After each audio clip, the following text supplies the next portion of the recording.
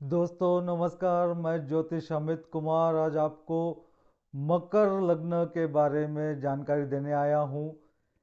पहले इसके पहले भी हमने जाना है पहले वाले एपिसोड्स में कि लग्न राशि क्या होती है या एसेंडेंट क्या होता है जन्म कुंडली में या हॉरोस्कोप चार्ट में, और कितना इम्पोर्टेंट होता है ये हमारे शुभ अशुभ ग्रह डिसाइड करने के लिए। तो आइए जानते हैं कि मकर लग्न के लिए क्या रखा हुआ है। मकर लग्न के लिए शनि, शुक्र, बुध ये शुभ होते हैं। मंगल, गुरु, रवि ये अशुभ होते हैं। चंद्र ये सम होते हैं, 50-50 होते हैं। राहु केतु जो होते हैं वो जनरली जिस स्थान में जाएंगे वहाँ पे प्रॉब्लम क्रिएट करते हैं, लेकिन अच्छे ग्रहों की दृष्टि में रहे या अच्छे ग्रहों के साथ रहे तो अच्छा भी करते हैं।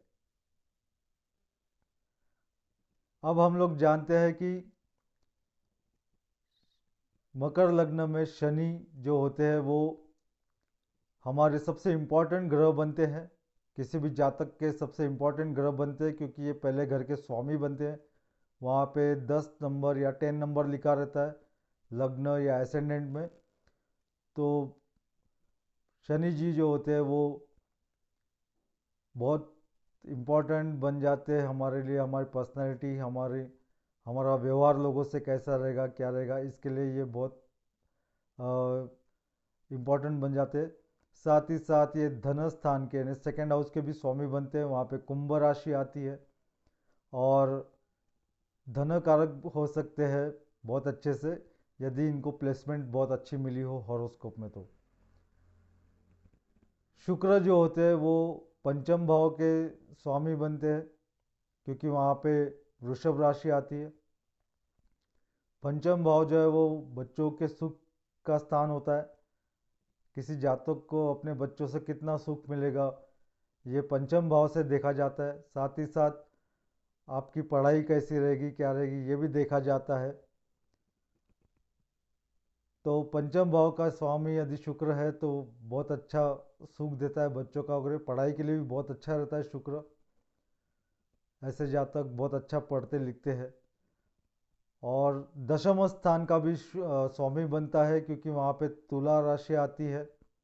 और शुक्र यदि दशम स्थान का स्वामी हो और दशम स्थान में हो या धन स्थान में हो या 11वें लाभ स्थान में हो, 9वें भाग्य स्थान में हो, तो ऐसा शुक्र बहुत ही लाभदायक रहता है।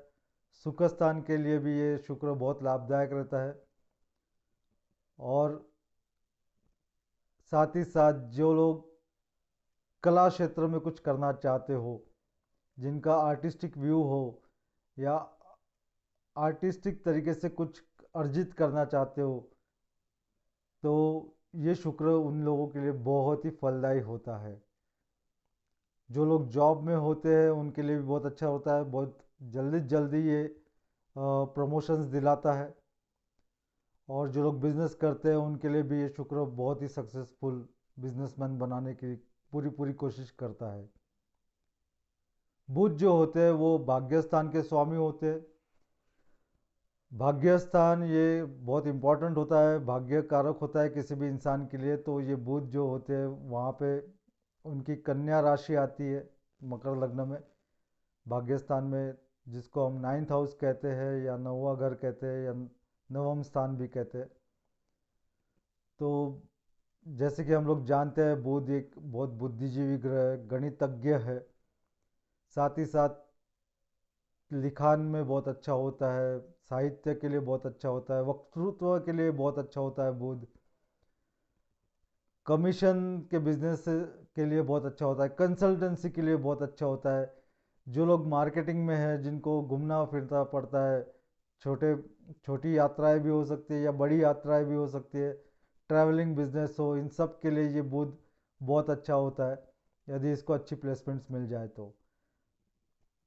लेकिन सबसे ज़्यादा अच्छा जो होता है वो शुक्र होता है, योग कारक ग्रह होता है मकर लग्न के लिए। और अब हम लोग जानते हैं कि अशुभ ग्रह कौन से होते हैं? गुरु जो होते हैं वो 12वें घर के स्वामी होते हैं, साथ ही साथ तृतीय स्थान के भी स्वामी होते हैं। 12वां घर जो होता है वो व्यय स्थान कहा जाता है, पाप घर होता है पत्रिका में। तो व्यय स्थान का यदि कोई स्वामी हो और वो वहीं पे यदि विराजमान हो तो आर्थिक नुकसान भी करा सकता है, या गुरु के कारकत्व में जो चीज़ें आती है, विद्या विद्या वगैरह जो होता है तो उसमें भी वो नुकसान करा सकता है। पराक्रम में गुरु यदि रहे, क्योंकि वहाँ पे मीन राशि आती है गुरु की तीसरे घर में, तो ये गुरु जो है वो ये योद्धा नहीं है। सबसे पहली बात, ये योद्धा नहीं है, ये बुद्धिजीवी ग्रह है, आध्यात्मिक ग्रह है। तो ऐसे गुरु का पराक्रम में होना थोड़ा सा प्रॉब्लम रहता है। लेकिन हाँ, बहन भाइयों का सुख अच्छा मिलता है, मित्र परिवार का सुख अच्छा मिलता है, पढ़ाई में बहुत उम्दा होते हैं, बहुत होशियार होते हैं यदि ये गुरु अच्छी प्लेसमेंट में आ जाए तो। वरना व्यय स्थान के स्वामी होने की वजह से यदि गुरु किसी और स्थान में आते हैं तो उस स्थान का कारकत्व थोड़ा सा ये बिगाड़ सकते हैं। मंगल जो होते हैं वो चतुर्थ भाव के स्वामी बनते हैं, मातृस्थान जिसे हम लोग कहते हैं या सुख स्थान कहते हैं। सुख स्थान से इंसान का वैभव देखा जाता है, घर गाड़ी बंगला वगैरह ये सब देखा जाता है, और घर के पारिवारिक सुख के बारे में भी जाना जाता है। लेकिन जो मेष राशि होती है वो मंगल की राशि होती है, अग्नि तत्व है,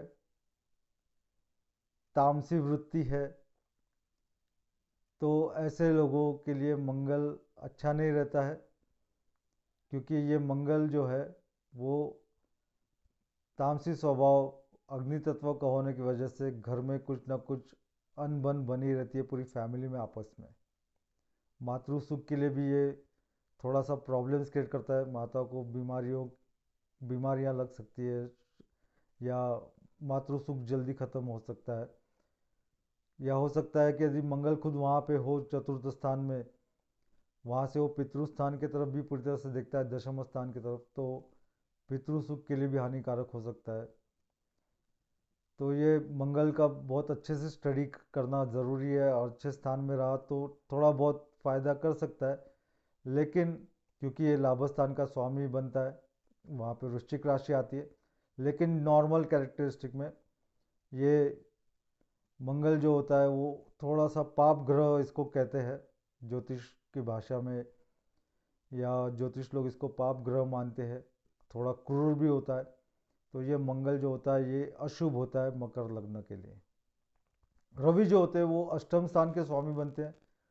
अष्टम स्थान जो है वो मृत्यु स्थान भी कहा जाता है, पाप घर भी कहा जाता है, और इससे इंसान की आयु वगैरह सब देखा जाता है, आयु कैसी रहेगी, बीमारी कौन सी हो सकती है, क्या हो सकती है, ये भी जाना जा सकता है। तो इस घर का स्वामी सूर्य बनता है, और सूर्य ये आग का गोला है, तो यदि इसकी प्लेसमेंट गलत हो जाए तो डेफिनेटली बहुत तकलीफ़ें दे सकता है स्वास्थ्य के हिसाब से। तो सूर्य जो है वो अशुभ होता है मकर लग्न के लिए।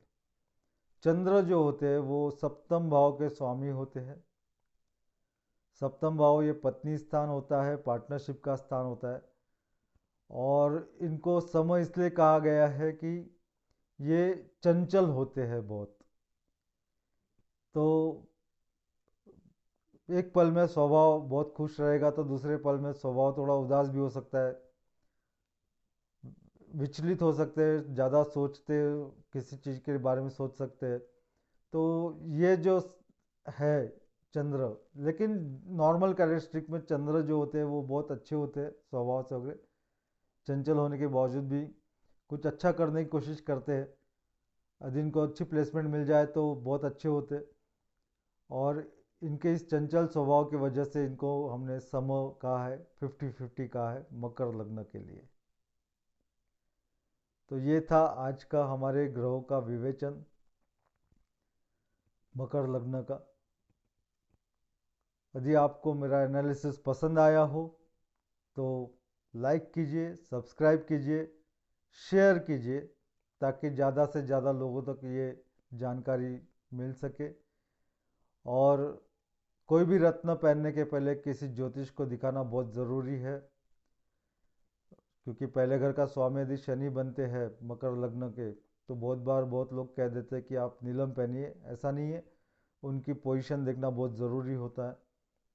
सेम चीज़ कोई भी रत्न के बारे में, चाहे शुक्र का डायमंड हो, बुध का पन्ना हो, ये ग्रहों की पोजीशन जाने बगैर ना पहने। और इतना कह के मैं आप लोगों की आज्ञा लेता हूँ। प्रार्थना करता हूँ कि आपके यहाँ सब कुशल मंगल रहे, सब अच्छा रहे। नमस्कार।